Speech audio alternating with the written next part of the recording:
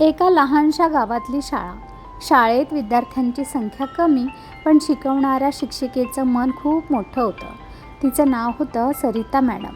दिवसेंदिवस ती मुलांमध्ये प्रेमाने शिकवत असे. प्रत्येक विद्यार्थी तिच्यासाठी खासच होता. पण एक मुलगा तिला सतत खटकायचा. अमोल अभ्यासात कमजोर, मन लावून न बसणारा आणि सतत शांत. एक दिवस मॅडमने त्याला बाजूला घेऊन विचारलं, अमोल, तुला काही अडचण आहे का? अमोलचे डोळे भरून आले. तो म्हणाला, मॅडम, घरी कोणी शिकवत नाही. आई आजारी आहे आणि बाबांना वेळ नाही. मला अभ्यास कळतच नाही. सरिता मॅडमचे डोळेही पाणावले.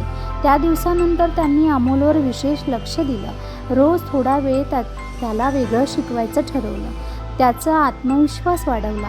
त्याचं नाव कधीच उगाच ओरडून घेतलं नाही. एक दिवस शाळेत स्पर्धा होती. माझं स्वप्न ह्या विषयावर भाषण होतं. आश्चर्य म्हणजे अमोलने भाग घेतला.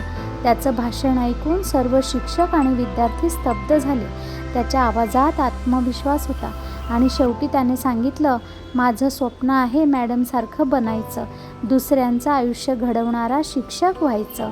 शाळा टाळ्यांनी दुमदुमली आणि मॅडमच्या डोळ्यात कौतुकाचे अश्रू उभे राहिले.